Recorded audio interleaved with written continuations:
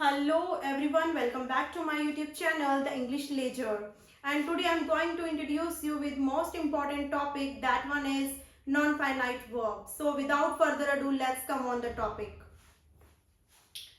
तो शुरू करते हैं जैसे एडजेक्टिव, एडजेक्टिव क्लॉज और एडजेक्टिव फ्रेज से। तो इन सबको जानने से पहले कि एडजेक्टिव क्लॉज क्या होती हैं, एडजेक्टिव फ्रेज क्या होते हैं, एडवर्बियल क्लोज क्या होते हैं, एडवर्बियल फ्रेज क्या होते हैं, इनको जानने से पहले जरूरी है जानना कि क्लोज क्या होती है और फ्रेज क्या होती है। तो बात करते हैं फ्रेज की और क्लोज की कि ये क्या होती हैं। तो फ्रेज, फ्रेज क्या है, फ्रेज क्या है और क्लोज क्या है, हमें ये जानना है। तो आपने एक हिंदी के अंदर वर्ड सुना होगा वाक्यांश, वाक्यांश यानी कि वाक्य का अंश सुना होगा। तो उसी को हम इंग्लिश में फ्रेज के नाम से जानते हैं, उसी को हम इंग्लिश में फ्रेज के नाम से जानते हैं। और हिंदी में सुना होगा उपवाक्य, हिंदी में सुना होगा आपने उपवाक्य, जिसको हम इंग्लिश में क्लॉज के नाम से जानते हैं। तो ये होते क्या है, उपवाक्य और वाक्यांश तो ओके है, ये होते क्या है, इनका मीनिंग क्या है। फ्रेज और क्लॉज दोनों क्या होते हैं, ग्रुप ऑफ वर्ड्स होते हैं। दोनों ही क्या होते हैं, ग्रुप ऑफ वर्ड्स, दोनों ही ग्रुप ऑफ वर्ड्स होते हैं। ये बात तो ओके है कि दोनों ही ग्रुप ऑफ वर्ड्स होते हैं। तो डिफरेंस क्या है इनमें, डिफरेंस क्या है। तो अगर हम देखें कि जो फ्रेज है, जो फ्रेज है, फ्रेज इसमें क्या होता है, ये ग्रुप ऑफ वर्ड्स तो है, ग्रुप ऑफ वर्ड्स तो ये है ही, लेकिन इसमें क्या होता है कि जो एक्शन होता है, जो एक्शन होता है और जो एक्शन करने वाला होता है यानी कि डूअर, एक्शन क्या होता है हमारा, वर्ब, और डूअर कौन होता है हमारा, एक्शन को करने वाला डूअर होता है, जिसको हम क्या कहते हैं, सब्जेक्ट कहते हैं, सब्जेक्ट कहते हैं। इसमें हमें ये दोनों नहीं मिलते, यानी कि जो फ्रेज होता है, फ्रेज में ना तो कोई एक्शन होता है, ना ही तो कोई वर्ब होती है, ना ही कोई एक्शन को करने वाला होता है, जिसको हम सब्जेक्ट के नाम से जानते हैं। और अगर सेंटेंस के अंदर ना वर्ब है ना सब्जेक्ट है, तो इससे हमारा जो सेंटेंस हो गया, यानी कि जो फ्रेज में जो ग्रुप ऑफ वर्ड्स हैं, वो टोटली क्या हो गए, इनकम्प्लीट हो गए। क्या हो गए, इनकम्प्लीट हो गए, मीनिंगलेस हो गए, मीनिंगलेस हो गए। हमें कुछ समझ नहीं आता कि इसके अंदर क्या बताया जा रहा है। जैसे मैं आपको बोलूं अंडर द ट्री, जैसे मैं आपको बोलूं under the tree, under the tree, तो क्या चीज है under the tree, what is under the tree, क्या है अंडर द ट्री, कुछ समझ आ रहा है आपको, क्या आपको समझ आ रहा है कि अंडर द ट्री क्या। अगर मैं आपको बोलूं on the table, on the table, क्या चीज ऑन द टेबल, कुछ समझ नहीं आ रहा। अगर वहीं पर मैं बोलूं the cat, the cat is, the cat is under the tree, अगर वहीं पे सिर्फ पहले मैंने लिखा था अंडर द ट्री, तो हमें कुछ समझ नहीं आ पा रहा था कि क्या चीज है अंडर द ट्री। देखो मैंने इसमें बोला ना तो वर्ब होती है ना सब्जेक्ट होता है, तो क्या सिर्फ आपको अंडर द ट्री के अंदर कोई एक्शन दिखाई दे रहा है, कोई इसमें एक्शन हो रहा है, नहीं, इसमें कोई एक्शन नहीं हो रहा। क्या आपको इसमें कोई सब्जेक्ट दिखाई दे रहा है, अगर एक्शन नहीं है तो एक्शन का डूअर भी नहीं होगा, यानी कि हमें इसके अंदर सब्जेक्ट भी दिखाई नहीं दे रहा और हमें वर्ब भी दिखाई नहीं दे रही। मीनिंग क्या होता है, मैंने बोला इनकम्प्लीट होता है। तो बिल्कुल अंडर द ट्री, आप सबके माइंड में ये चीज है कि क्या चीज है अंडर द ट्री, ठीक है। तो मीनिंग क्या हो गया हमारा, इनकम्प्लीट हो गया, मीनिंगलेस हो गया। लेकिन जैसे ही मैं लिखती हूँ the cat is under the tree, the cat is under the tree, तो हमारा सेंटेंस क्या हो गया, कंप्लीट हो गया, मीनिंगफुल हो गया। यानी कि हमें पता चल रहा है कि अंडर द ट्री क्या है, कैट है। The cat is sat under the tree, cat is sat under the tree, कि बिल्ली पेड़ के नीचे बैठी हुई है। अगर मैं लिखूं ऑन द टेबल, क्या आपको इसके अंदर कोई एक्शन दिखाई दे रहा है, नहीं दिखाई दे रहा, एक्शन नहीं है तो सब्जेक्ट नहीं है। अगर वहीं पे मैं लिखूं the pen is on the table, कि जो पेन है वो टेबल पे पड़ा हुआ है, the pen is on the table, तब हमारा जो सेंटेंस है वो मीनिंगफुल बन रहा है, ठीक है। यानी कि आपको क्या समझ आया, फ्रेज, फ्रेज वो वर्ड्स का ग्रुप होता है जिसका कोई मीनिंग नहीं होता, जिसमें कोई सब्जेक्ट नहीं होता और जिसमें कोई एक्शन भी नहीं होता है। इतनी बात समझ आई। वहीं पे अगर हम बात करते हैं क्लोज की, कि क्लोज क्या है, अगर हम बात करते हैं क्लोज की, तो ये भी क्या है, क्लोज भी क्या है, ग्रुप ऑफ वर्ड्स है। इतनी बात तो आपको क्लियर है कि दोनों ग्रुप ऑफ वर्ड्स है, लेकिन इसका बिल्कुल अपोजिट है। इसमें एक्शन नहीं होता, इसमें आपको एक्शन वर्ड दिखाई देंगे, एक्शन वर्ड दिखाई देंगे, यानी कि आपको इसमें वर्ब दिखाई देगी। डूअर नहीं होता, इसमें सब्जेक्ट नहीं होता। क्लोज के अंदर आपको डूअर दिखाई देगा, यानी कि एक्शन का डूअर दिखाई देगा, मीन्स सब्जेक्ट दिखाई देगा। क्लियर। ये सेंटेंस इनकम्प्लीट होती है, मीनिंगलेस होते हैं। ये क्या हो सकते हैं, ये मीनिंगफुल भी हो सकते हैं, मीनिंगफुल भी हो सकते हैं, और कुछ सिचुएशन के अंदर ये मीनिंगलेस भी हो सकते हैं। कहने का मतलब इनकम्प्लीट हो सकते हैं, इनकम्प्लीट हो सकते हैं। ये कैसे, कैसे मीनिंगलेस और मीनिंगफुल भी हो सकते हैं और मीनिंगलेस भी हो सकते हैं, क्योंकि हमारी जो क्लोजेज होते हैं वो 2 टाइप के होते हैं। कितने टाइप के होते हैं, 2 टाइप के होते हैं। कौन कौन से, डिपेंडेंट क्लोज, डिपेंडेंट क्लोज और इंडिपेंडेंट क्लोज। हमारे क्लोज 2 प्रकार के होते हैं, एक हमारा डिपेंडेंट क्लोज होता है और एक हमारा इंडिपेंडेंट क्लोज होता है। तो इनसे समझ आ रहा होगा ये वर्ड से ही, डिपेंडेंट यानी कि इसको अपने मीनिंग को पूरा करने के लिए दूसरे पार्ट की जरूरत पड़ेगी। डिपेंडेंट है यानी कि दूसरे पार्ट की जरूरत पड़ेगी। इंडिपेंडेंट वो होते हैं जो अपने आप में अपना सेंस कंप्लीट कर देते हैं। जैसे मैं अगर लिखती हूं आई ईट मैंगो, आई ईट मैंगो, आई ईट मैंगो, तो इसमें देखो मैंने सबसे पहले क्या बताया, ये ग्रुप ऑफ वर्ड्स होगा। ऑब्वियसली ये ग्रुप ऑफ वर्ड्स है, ग्रुप ऑफ वर्ड्स है। दूसरी कंडीशन, इसमें वर्ब दिखाई देगी, एक्शन दिखाई देगा। तो क्या आप में इसके आपको इस सेंटेंस में कोई एक्शन दिखाई दे रहा है, तो बिल्कुल इसमें क्या एक्शन हो रहा है, खाने का एक्शन हो रहा है, ईट करने का एक्शन हो रहा है। अगर एक्शन हो रहा है तो एक्शन करने वाला भी होगा, बिल्कुल। ईट करने का काम कौन कर रहा है, आई कर रहा है, ये हमारा क्या है, सब्जेक्ट, ये क्या है, सब्जेक्ट। तो आप कह सकते हो कि सब्जेक्ट प्लस वर्ब क्या होता है हमारा, इज इक्वल क्लोज होता है। Subject plus verb is equal close, ठीक है। यानी कि ये अपने आप में क्या होता है, एक छोटा सेंटेंस होता है, एक छोटा सेंटेंस होता है। क्लोजेस से ही मिलके क्या, वर्ड से मिलके क्या बनता है हमारा, वर्ड से मिलके हमारे बनते हैं क्लोजेस, और क्लोजेस से मिलके ही हमारे सेंटेंसेस तैयार होते हैं, और सेंटेंसेस से हमारे पैराग्राफ्स बनते हैं। ये चीज सबको पता है। तो वहीं पे आई ईट मैंगो, क्या ये कंप्लीट सेंस दे रहा है, बिल्कुल। ये क्या है, हमें कंप्लीट मीनिंगफुल है कि मैं मैंगो खा रही हूँ, मैंने मैंगो खाया या मैंगो खा रही हूँ, कुछ भी। तो ये क्या हो गया, इंडिपेंडेंट हो गया क्लोज। ये कैसा क्लोज हो गया, इंडिपेंडेंट। ये फ्री है, बिल्कुल लिबरल है, बिल्कुल इंडिपेंडेंट है। लेकिन अगर वहीं पे मैं लिखूं, वहीं पे मैं लिखूं अगर कि because I was hungry, because I was hungry, अगर सिर्फ मैं इतना लिख के छोड़ू, बिकॉज आई वॉज हंग्री, इतना लिख के मैंने छोड़ दिया, सब्जेक्ट आपको यहाँ पे भी दिखाई दे रहा है और एक वर्ब भी दिखाई दे रही है, क्लोज तो ये है, क्लोज तो ये है, लेकिन ये किस टाइप का क्लोज है, ये डिपेंडेंट टाइप का क्लोज है। किस टाइप का क्लोज है, डिपेंडेंट। यानी कि इसको अपना मीनिंग कंप्लीट करने के लिए, यानी कि इस सेंटेंस को अपना मीनिंग कंप्लीट करने के लिए एक और पार्ट की जरूरत है, जिससे ये अपना मीनिंग कंप्लीट दे पाए।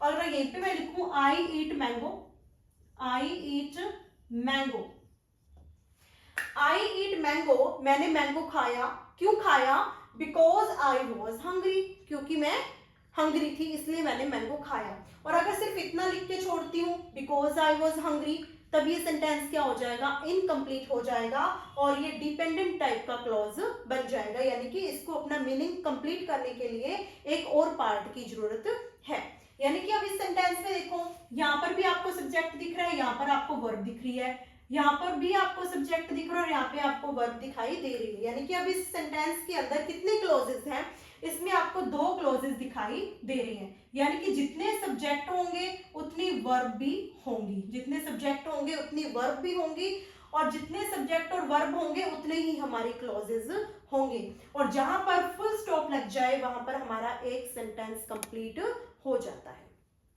आई होप आपको ये अच्छे से समझ आ गया कि फ्रेज क्या है और क्लोज क्या है। मैंने फ्रेज क्या बताया आपको कि फ्रेज और क्लोज दोनों क्या होते हैं, ग्रुप ऑफ वर्ड्स होते हैं। लेकिन जो हमारा फ्रेज है, फ्रेज में क्या होता है, ना तो हमें सब्जेक्ट दिखाई देगा, ना ही हमें कोई एक्शन वर्ड दिखाई देगा। जैसे in the tree, on the table, under the tree, इस टाइप से जो भी वर्ड्स होते हैं ये क्या होते हैं, इनकम्प्लीट होते हैं। इनको कंप्लीट करने के लिए हमें सब्जेक्ट और वर्ब की जरूरत पड़ती है, और इस टाइप के वर्ड्स को हम क्या बोलते हैं, फ्रेजेस बोलते हैं।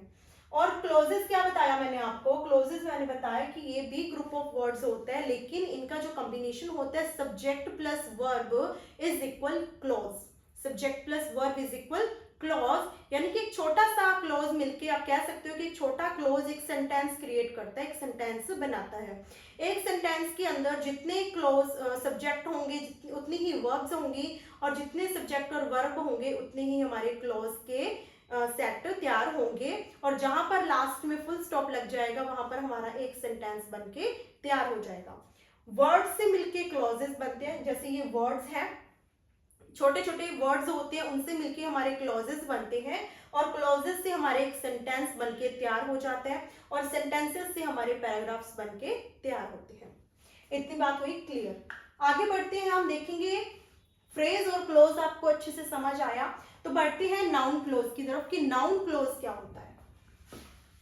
नाउन क्लोज यानी कि सपोज हमने सेंटेंस में कोई एक नाउन वर्ड लिया, नाउन हमने एक वर्ड लिया, वो सेंटेंस में क्या काम करता है। मैंने शुरू में आपको, मेरी जो फर्स्ट वीडियो थी बेसिक की, मैंने उसमें आपको बताया था कि नाउन के क्या काम होते हैं। नाउन हमारा सब्जेक्ट बनने का काम करता है, ऑब्जेक्ट बनने का काम करता है, और अदर वर्क्स भी मैंने कुछ बताए थे, जैसे कि सब्जेक्ट का कॉम्प्लीमेंट, प्रीपोजिशनल, ऑब्जेक्ट, ये सब भी बनने का काम करता है।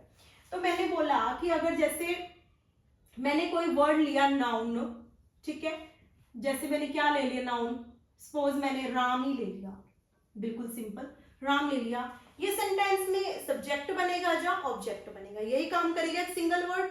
नाउन मैंने आपको बताया कि सब्जेक्ट बनने का काम करता है या फिर ऑब्जेक्ट बनने का काम करता है। तो नाउन क्लोज क्या काम करता है, हमें ये जानना है, हमें क्या जानना है कि नाउन क्लोज क्या काम करता है एक सेंटेंस में। क्लोज है यानी कि ग्रुप ऑफ वर्ड्स होगा, क्लोज आ गया यानी कि ये क्या होगा, ग्रुप ऑफ वर्ड्स होगा। इतनी बात क्लियर कि जब वर्ब से क्वेश्चन करते हैं, हम वर्ब से क्वेश्चन करते हैं, जब उसका आंसर पूरे का पूरा जो क्लोज है वो निकले, जब हमने कोई क्वेश्चन किया और उसका जो आंसर है पूरे के पूरा close group of words answer में हमें मिले, तब हम उसे क्या बोल देंगे, नाउन क्लोज बोल देंगे।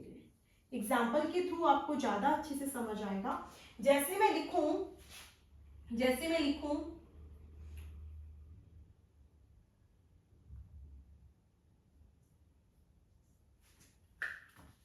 I know that you are tired. You are feeling tired. I know that you are feeling tired. I क्या है हमारा, सब्जेक्ट है, नो क्या है, वर्ब है, यानी कि ये एक क्या हो गया हमारा, क्लॉज 1 हो गया। क्या हो गया, ये क्लॉज 1 हो गया। Subject plus verb is equal clause, मैंने बताया था। तो यानी कि हमें यहाँ पे सब्जेक्ट भी मिल रहा है और वर्ब भी मिल रहा है, तो ये हमारा क्लॉज 1 हो गया। उसी तरीके से यू सब्जेक्ट हो गया, फीलिंग हमारा क्या हो गया, मेन वर्ब हो गया, यानी कि ये हमारा क्लॉज 2 हो गया। ये हमारा क्या हो गया, क्लोज हो गया 2। ठीक है, तो I know what, I know what, क्या जानता हूं मैंने कहा I know that you are feeling tired. I know what, जब हम क्वेश्चन करते हैं वर्ब से, मैंने क्वेश्चन किया वर्ब से, आई नो व्हाट, मैं क्या जानती हूँ, मैं ये जानती हूँ कि यू आर फीलिंग टायर्ड, कि तुम बहुत थका थका महसूस कर रहे हो। तो मेरा जो व्हाट से क्वेश्चन करने पर जो आंसर आया ये पूरे का पूरा क्लोज आया, ये पूरे का पूरा क्लोज आया ना। आई नो, मैं जानती हूँ, मैं क्या जानती हूँ कि तुम थका थका महसूस कर रहे हो। तो मेरा जो आंसर आया इसका जो रिप्लाई दिया किसने दिया, पूरे के पूरे क्लॉज ने दिया। और जब हम वर्ब से व्हाट करके क्वेश्चन करते हैं तो उसके जो रिप्लाईज होते हैं, आंसर्स होते हैं, वो क्या होते हैं, हमारे ऑब्जेक्ट होते हैं। क्या होते हैं, ऑब्जेक्ट होते हैं। और ऑब्जेक्ट कौन बनता है, नाउन बनता है। नाउन का काम होता है ना सब्जेक्ट बनना और ऑब्जेक्ट बनना। तो उसी तरीके से आई नो व्हाट और व्हाट का जो आंसर आया यू आर फीलिंग टायर्ड, तो ये हमारा क्या हो गया, ऑब्जेक्ट हो गया। लेकिन ये आंसर पूरे का पूरा क्लॉज बन रहा है, पूरे का पूरा क्लॉज बन रहा है। ऐसे तो नहीं आई नो व्हाट फीलिंग या फिर बोलूं टायर्ड, तो सिर्फ एक वर्ड तो इसका आंसर नहीं बन रहा, पूरे का पूरा क्लॉज ही इसका आंसर बन रहा है। तो इसे हम क्या बोलेंगे, ऑब्जेक्ट बन रहा है तो हम इसे बोलेंगे नाउन क्लॉज। क्या बोलेंगे, नाउन क्लॉज बोलेंगे। इतनी बात समझ आ गई आपको, नाउन क्लॉज समझ आया कि जब पूरे का पूरा ग्रुप ऑफ वर्ड है हमारा, वर्ब से क्वेश्चन करने पे आंसर पूरा ग्रुप ऑफ वर्ड दे तो हम उसे क्या बोलेंगे, नाउन क्लॉज बोलेंगे। इसके बाद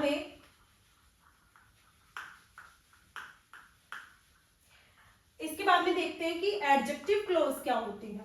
एडजेक्टिव मैंने बताया था आपको, एडजेक्टिव क्या करते हैं, एडजेक्टिव करते हैं क्वालिफाई।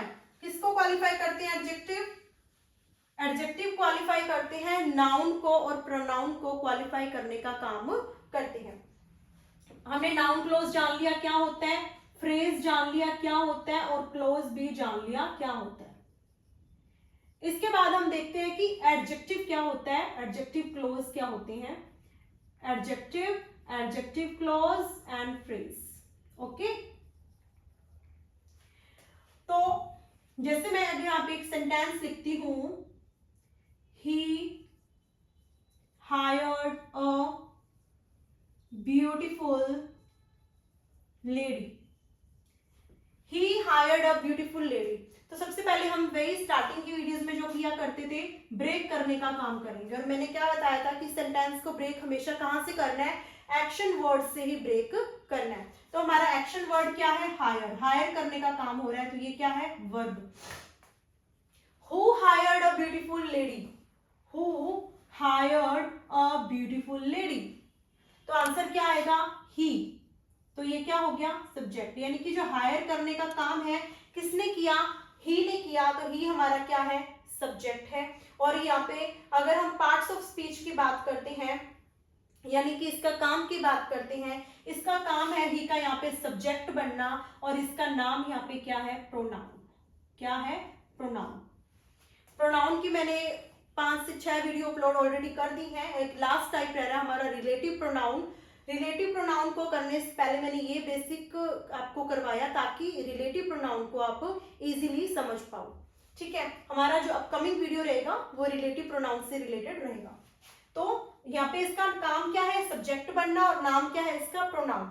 ही हायर्ड हुम, ही हायर्ड हुम। अब हम क्या कर रहे हैं, वर्ब से क्वेश्चन कर रहे हैं। वर्ब के जो आंसर होते हैं हुम के, वो क्या होते हैं, ऑब्जेक्ट होते हैं। ही हायर्ड हुम, अ लेडी। अ लेडी को इसने क्या किया, हायर किया। ये क्या बन गया, ऑब्जेक्ट। जब किसी भी वर्ड के साथ में एस या ईएस लगाने से अगर उसका प्लूरल हो जाए तो उसे हम क्या बोलते हैं, नाउन बोलते हैं। लेडीज, लेडी का लेडीज, तो ये क्या है, नाउन है। यहाँ पे इसका नाम क्या है, नाउन, और इसका काम क्या है, यहाँ पे whom से हम क्वेश्चन कर रहे हैं तो ऑब्जेक्ट बनना इसका यहाँ पर काम है। तो ये लेडी कैसी है, ये लेडीज कैसी है, ब्यूटीफुल है। कैसी लेडीज है ये, ब्यूटीफुल है। यानी कि इसने नाउन को क्या कर दिया, क्वालिफाई कर दिया। और नाउन को क्वालिफाई करने वाले वर्ड्स को हम क्या नाम से जानते हैं, एडजेक्टिव के नाम से जानते हैं। ये हमारा एक आर्टिकल है। आर्टिकल हमेशा नाउन के साथ में लगते हैं, आर्टिकल हमेशा नाउन के साथ में लगते हैं। ये जो ए आया है यहाँ पे, अ लेडी, यहाँ पे जो अ आया है ये किसके लिए आया, लेडी के लिए आया, ना कि ब्यूटीफुल के लिए आया। क्योंकि जो हमारे आर्टिकल्स होते हैं वो हमेशा किसके साथ में लगते हैं, नाउन के साथ में लगते हैं। तो इतनी बात आपको समझ आ गई कि एडजेक्टिव क्या है, लेडी, ब्यूटीफुल, यानी कि नाउन को क्वालिफाई करने वाले वर्ड्स हमारे एडजेक्टिव है। ये तो हो गया एडजेक्टिव। इसके बाद हमने देखना है, he hired a lady, he hired a lady with blue eyes, with blue eyes. Next sentence में लिखा ही hired a lady with blue eyes. तो हायर्ड क्या है यहाँ पे, वही वर्ब है, सब्जेक्ट है।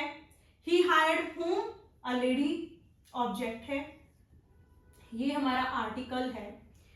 विद क्या है, प्रेपोजिशन है, बताया हुआ है। प्रीपोजिशन हमेशा अपने साथ में क्या लेते हैं, प्रीपोजिशन हमेशा अपने साथ में लेते हैं ऑब्जेक्ट। तो ये मिलके क्या बने, प्रीपोजिशनल ऑब्जेक्ट। क्या बने, प्रीपोजिशनल ऑब्जेक्ट।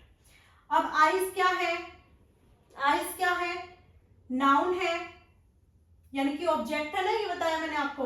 और आइज कैसी है, ब्लू है। आइज कैसी है, ब्लू है। ये क्या बना, एडजेक्टिव बना।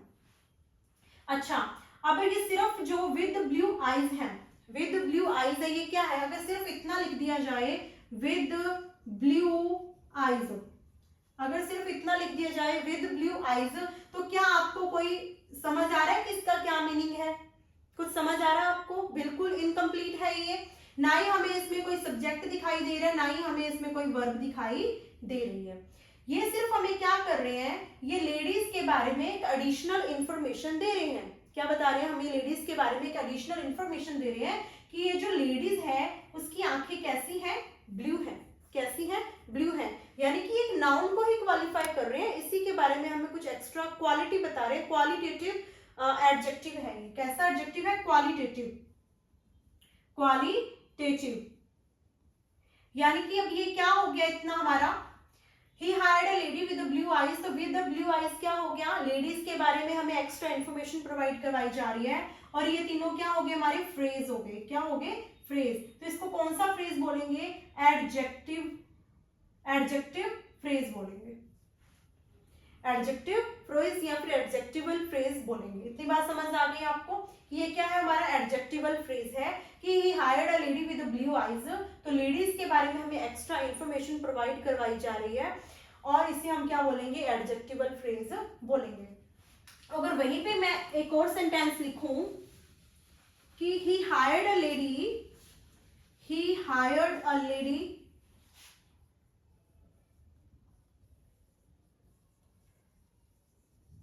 he hired a lady who helps him in the office work, in the office work। hired क्या हो गया हमारा, वर्ब हो गया, सब्जेक्ट हो गया, ऑब्जेक्ट हो गया, आर्टिकल है ये हमारा, ऊपर बताया ऑलरेडी। ठीक है, who helps him in the office, ladies के बारे में बताया जा रहा है, लेकिन यहाँ पे हमें क्या है, एक सब्जेक्ट दिखाई दे रहा है, एक सब्जेक्ट दिखाई दे रहा है और एक वर्ब दिखाई दे रही है। Subject plus verb is equal क्या था, क्लॉज था। यानी कि ऑलरेडी हमारे पास में एक क्लॉज है, सब्जेक्ट प्लस वर्ब का कॉम्बिनेशन है, क्लॉज 1। इधर भी हमें सब्जेक्ट प्लस वर्ब दिखाई दे रहा है, तो क्लॉज 2, क्लॉज 2, ये क्लॉज 2 हो गया। अभी किसके बारे में बताया जा रहा है, लेडीज के बारे में बताया जा रहा है ना, कि लेडीज क्या करेगी, ये जो उसने हायर किया है लेडी, वो लेडी क्या करेगी, helps him in the office, यानी कि ऑफिस के काम में मदद करेगी, हेल्प करेगी। यानी कि पूरा का पूरा क्लोज है जिसमें सब्जेक्ट भी है और वर्ब भी है और हमें लेडीज के बारे में ही एडिशनल इंफॉर्मेशन दी जा रही है। तो ये क्या हो जाएगा, पूरे का पूरा क्लोज हमारा एडजेक्टिव क्लोज हो जाएगा, एडजेक्टिव क्लोज। क्योंकि एक नाउन के बारे में हमें इंफॉर्मेशन दे रहे हैं ना, कि ये जो लेडीज है हमारी, वो क्या काम करेगी, ऑफिस के जो काम है, ऑफिस का जो वर्क है उसके अंदर हेल्प करेगी। तो ये क्या हो गया, एडजेक्टिव क्लोज हो गया। इतनी बात समझ आई कि जो एडजेक्टिव होती है नाउन प्रोनाउन को क्वालिफाई करने का काम करते हैं। और जब हमें, जैसे ये था ही हायर्ड अ लेडी, लेडी के बारे में हमें एक्स्ट्रा इंफॉर्मेशन दे दी गई है विद ब्लू आईज, की उसकी आईज कैसी है, ब्लू आईज है। इसमें हमें विद ब्लू आईज ना ही कोई सब्जेक्ट है ना ही कोई वर्ब है। जब हमें सब्जेक्ट और वर्ब का कॉम्बिनेशन ना दिखाई दे तो उसे हम क्या बोलते हैं, फ्रेज बोलते हैं। तो ये क्या हो गया, एडजेक्टिवल फ्रेज। और जब हमें सब्जेक्ट प्लस वर्ब का कॉम्बिनेशन दिखाई दे उसे हम क्लॉज बोलते हैं। तो ये पूरे का पूरा क्लॉज क्या बता रहा है, लेडीज के बारे में हमें बता रहा है कि इसका क्या काम है। तो ये क्या बन गया, हमारा एडजेक्टिवल क्लॉज बन गया। समझ आ गया आपको? इसके बाद में बढ़ते हैं आगे, एडवर्ब क्या होता है, एडवर्बियल क्लॉज क्या होता है और एडवर्बियल फ्रेज क्या होता है। तो एडवर्ब क्या होती है, क्या बताया था एडवर्ब मैंने आपको, एडवर्ब मैंने बताया था कि अपने मुंह मियां मिठू होती है ना, कि एडवर्ब खुद की प्रेज भी कर लेती है, लेकिन साथ ही एडजेक्टिव की और वर्ब की प्रेज भी करती है।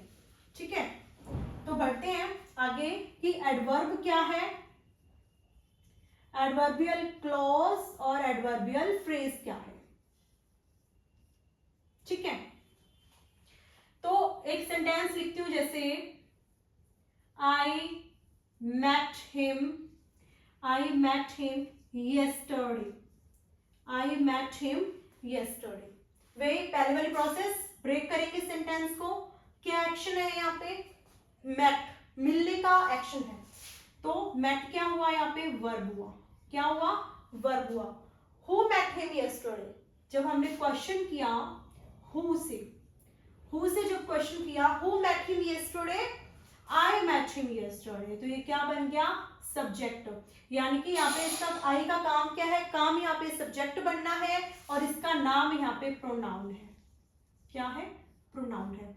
आई मेट whom, जब मैं क्वेश्चन करती हूँ एक्शन वर्ब से कि आई मेट whom, मैं किससे मिला, तो हमें आंसर मिलेगा हिम, जो क्या है, ऑब्जेक्ट है, क्या है, ऑब्जेक्ट। मेट व्हेन, जब क्वेश्चन किया मैंने एक्शन वर्ब से व्हेन लगा करके मैं उससे कब मिला, तो हमें आंसर मिलेगा यस्टरडे, क्या मिलेगा, यस्टरडे। तो इसे क्या बोलेंगे हम, एडवर्ब बोलेंगे, कौन सी एडवर्ब बोलेंगे, एडवर्ब ऑफ टाइम बोलेंगे, क्या बोलेंगे, AOT, यानी कि एडवर्ब ऑफ टाइम बोलेंगे। ये तो बात हुई एडवर्ब की कि एडवर्ब क्या होता है, हमें जानना है कि एडवर्ब क्लोज क्या है और एडवर्ब फ्रेज क्या है। ठीक है, अगर मैं लिखूं I met him on Sunday, I met him on Sunday, तो ये तो आपने देखा कि वर्ब है, सब्जेक्ट है, ऑब्जेक्ट है, ऑन क्या होता है हमारा, प्रेपोजिशन होता है, और प्रेपोजिशन हमेशा अपने साथ में क्या लेती है, ऑब्जेक्ट, मिलके क्या बन गए, ये प्रेपोजिशनल ऑब्जेक्ट बने। क्लियर, तो ऑन संडे, मेट व्हेन, कब मिला, संडे को मिला, तो ये भी क्या बन गया, एडवर्ब ऑफ टाइम बन गया, एडवर्ब ऑफ टाइम बन गया।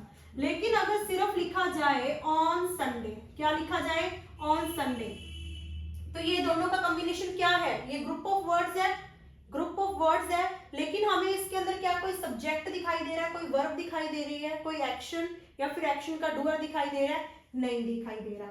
यानी कि ये हमें क्या बता रहे हैं, मिलने कब मिला, सिर्फ हमें इतनी चीज इंफॉर्मेशन दे रहे हैं, मिलने की एडिशनल इंफॉर्मेशन दे रहे हैं, हमें सिर्फ क्या बता रहे हैं, मिलने की एडिशनल इंफॉर्मेशन बता रहे हैं, यानी कि ये मेट के बारे में ही बता रहे हैं।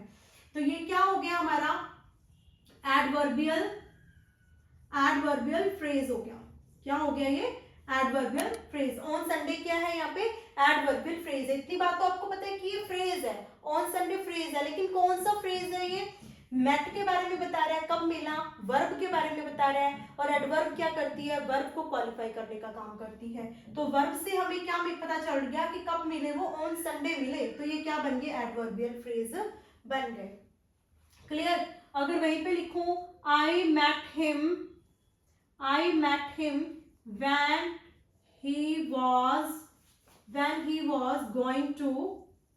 when he was going to market, when I was going to market, ये आपको पता है वर्ब है, सब्जेक्ट है, ऑब्जेक्ट है, सब्जेक्ट है, ऑब्जेक्ट है, वर्ब है। फिर ये हमें क्या मिल गया, वापस एक सब्जेक्ट मिल गया और एक हमें वर्ब मिल गई, ये हमारी हेल्पिंग वर्ब है। Subject plus verb is equal clause, तो यहाँ पे हमें एक सब्जेक्ट और वर्ब मिल गया, तो ये हमारा क्या हो गया, क्लॉज 1 हो गया। इधर भी हमें सब्जेक्ट और वर्ब का कॉम्बिनेशन मिल रहा है, तो ये हमारा क्लॉज 2 हो गया, ये हमारा क्लॉज 2 हो गया। आई मेट हिम, मैं उससे मिला, कब मिला, when he was going to market, जब वो मार्केट जा रहा था तब मैं उससे मिला, यानी बता तो हमें ये भी मेट के बारे में रहा है ना, मेट अभी एक्शन ये कब हुआ, ये चीज बताई जा रही है। ये हमारा कंजंक्शन का काम कर रहा है, बीच में दो क्लोजेस को जोड़ने का काम कर रहा है उसे हम क्या बोलते हैं, दो क्लोजेस और दो फ्रेजेस को जोड़ने का काम करे जो कंजंक्शन बोलते हैं। तो ये कंजंक्शन का काम कर रहा है। और इधर पूरा फ्रेज है जो सॉरी क्लॉज है जो सब्जेक्ट प्लस हमें वर्ब मिल रही है, तो ये क्लोज टू मेट के बारे में बता रहा है, तो ये हमारा क्या हो गया, एडवर्बियल क्लोज हो गया। मेट बता रहा है ना कि मेट का ही आंसर मिल रहा है कि when he met him, when he was going to market, जब वो मार्केट में जा रहा था तब वो मुझे मिला। तो ये क्या बना, एडवर्बियल क्लॉज। समझ आ गया आपको कि एडवर्ब क्या है, जो हमें टाइम पीरियड वगैरह बता दे, यानी कि कहां पर हुआ, कौन सा काम कब हुआ, ठीक है। और फ्रेज क्या होंगे, जो हमें जो एक्शन है वो कब हुआ बता दे, कुछ थोड़े से वर्ड्स में एडिशनल इंफॉर्मेशन दे दे।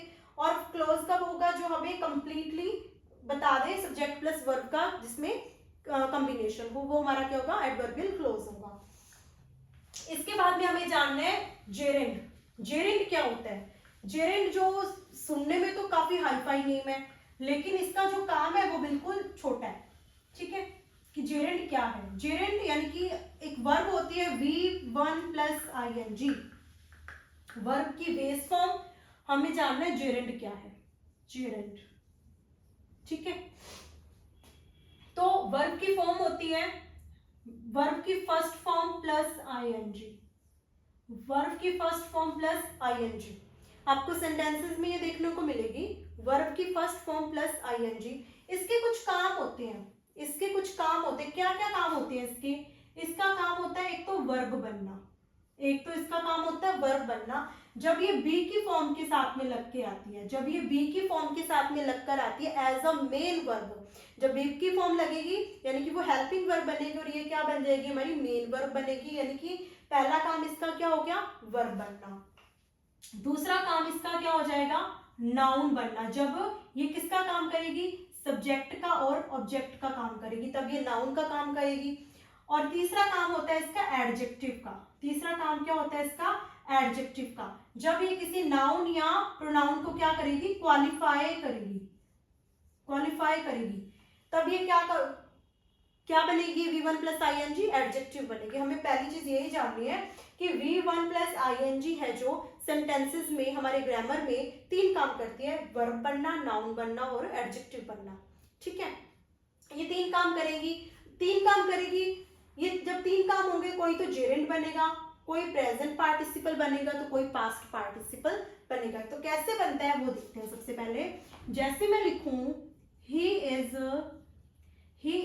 फाइटिंग, मैंने लिखा ही इज फाइटिंग, ही हमारा सब्जेक्ट है, ही हमारा सब्जेक्ट है, बी की फॉर्म आ रही है यहाँ पे, इज यानी कि ये हेल्पिंग वर्ब है, और ये हमारा क्या हो गया, मेन वर्ब हो गया। क्या हो गया, मेन वर्ब। तो एक तो हमने देखा कि ये फाइट हमारी ये V1 है, प्लस हमने ING लगा दिया, प्लस हमने ING लगा दिया।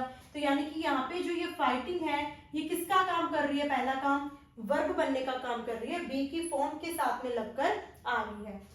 अगर वहीं पे मैं लिखूं ही pacified the fighting bulls, he pacifying the fighting bulls, pacify यानी शांत करना, मेन वर्ब हो गया। किसने पैसिफाई किया, हु पैसिफाई, सब्जेक्ट हो गया ही। किसको पैसिफाई किया, ही पैसिफाइड हूम, बुल्स को किया। तो बुल्स यानी कि क्या हो गया, हमारा ऑब्जेक्ट हो गया। क्या हो गया, ऑब्जेक्ट हो गया। तो अब ये बुल्स थे, जो कैसे बुल्स थे, ये जो बुल्स थे, जो ये बैल थे, ये कैसे बैल थे, फाइटिंग बैल थे, फाइटिंग बैल थे। यानी कि इसने एक नाउन है उसको क्या कर दिया, क्वालिफाई कर दिया कि बुल कैसे है, फाइटिंग बुल है। तो ये क्या हो गया, एडजेक्टिव हो गया। क्या हो गया, एडजेक्टिव हो गया। यहाँ पर मेन वर्ब का काम किया, यहाँ पर फाइटिंग ने किसका काम कर दिया, एडजेक्टिव का काम कर दिया। ओके, अगर वहीं पर मैं लिखूं, वहीं पर अगर लिखा जाए ही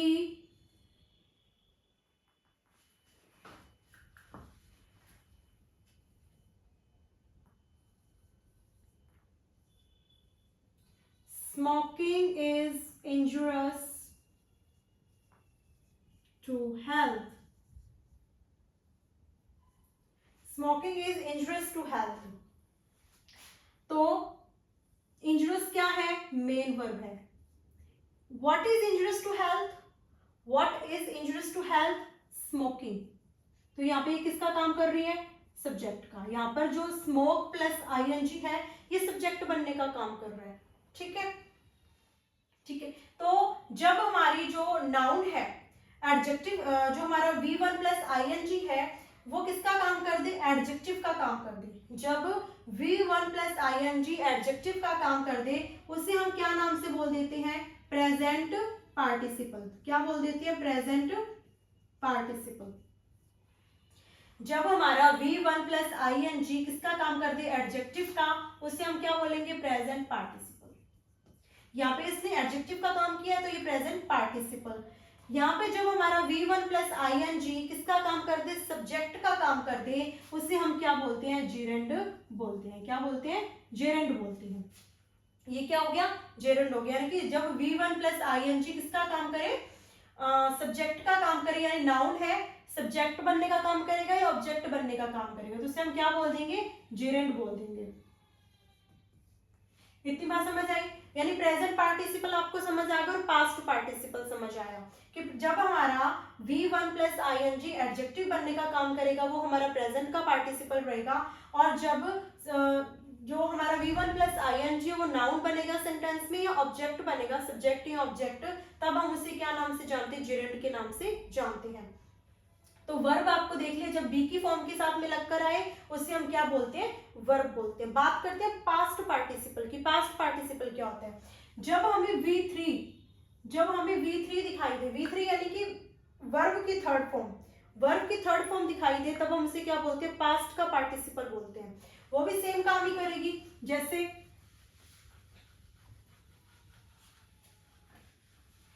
he stolen my bag.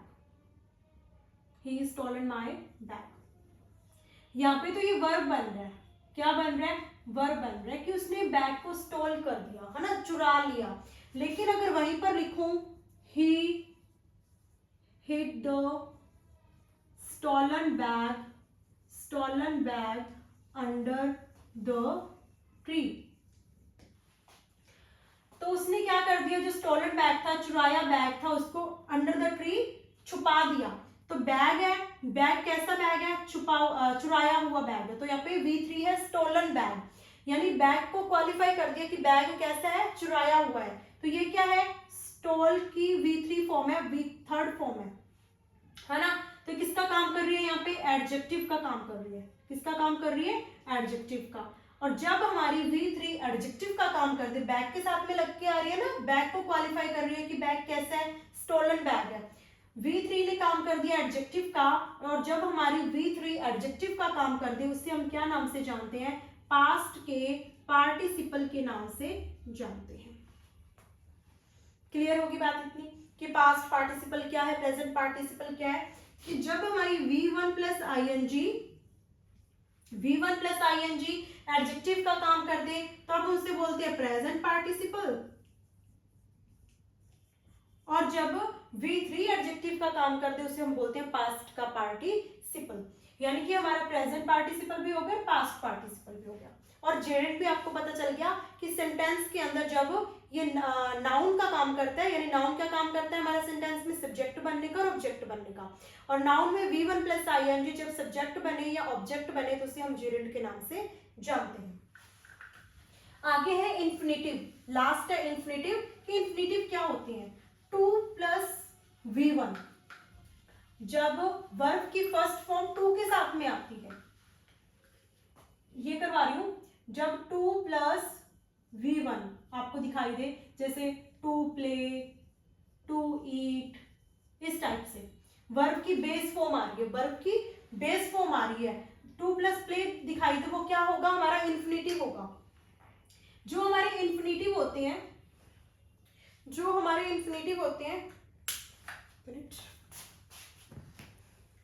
Infinitive भी क्या करते हैं?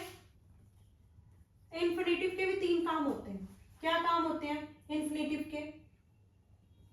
ये भी नाउन बनेगा, एडवर्ब बनेगा, या फिर क्या बनेगा, ये नाउन बनेगा, एडवर्ब बनेगा, और क्या बनेगा,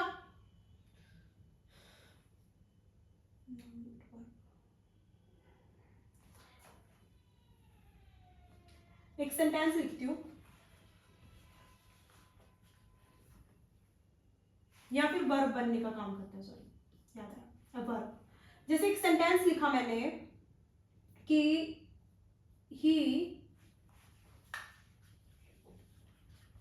he is studying hard, he is studying hard to pass the exam, to pass the exam। ठीक है, एक और लिखती हूँ, I like to play guitar, I like to play guitar। ठीक है, अभी देखो यहाँ पर भी आपको 2+V1 दिखाई दे रहा है, यहाँ पर भी आपको 2+V1 दिखाई दे रहा है। He is studying hard, he is studying hard, कि वो स्टडी हार्ड कर रहे हैं, कि वो स्टडी हार्ड कर रहा है, यानी हमें यहाँ पे आगे क्या है, to pass the exam, study hard करने का मोटिव बताया जा रहा है कि वो स्टडी क्यों कर रहा है, स्टडी क्यों कर रहा है, वर्ब का मोटिव बताया जा रहा है कि वो to pass the exam, exam को पास करने के लिए वो स्टडी हार्ड कर रहा है। यहाँ पे जो 2+V1 है यानी 2 प्लस पास है, किसका काम कर रहा है, एडवर्ब बनने का काम कर रहा है। एडवर्ब यानी कि स्टडी का मोटिव बताया जा रहा है ना यहाँ पे कि वो स्टडी हार्ड क्यों कर रहा है, why study hard to pass the exam, यानी कि यहाँ पे 2+V1 क्या है, इन्फिनेटिव है, क्या है, इन्फिनेटिव है। वैसे ही I like to play guitar, I like what, I like what, to play guitar, to play guitar, यानी कि यहाँ पे क्या बताया जा रहा है, आई लाइक मैं पसंद करता हूं, क्या पसंद कर रहा हूं, टू प्ले गिटार, गिटार को बजाना, तो यहाँ पे किसका काम हो रहा है, ये इन्फिनेटिव का काम हो रहा है यहाँ पे। I like to play guitar, I like guitar क्या हो जाता, फिर तो ये ऑब्जेक्ट बन जाता, I like to play guitar, मुझे गिटार बजाना पसंद है, तो ये टू प्ले वर्ब की फर्स्ट फॉर्म है जो ये क्या काम कर रही है, यहाँ पे इन्फिनेटिव का काम कर रही है। तो आई होप आपको समझ आए होंगे कि मैंने सारे अभी तक बताए, जो फ्रेज क्या है, क्लोज क्या है, एडजेक्टिव एडवर्ब के क्लोज फ्रेजेस क्या है, जेरेंट क्या है, इन्फिनेटिव्स क्या है। And stay connected with me for more educational videos. Thank you.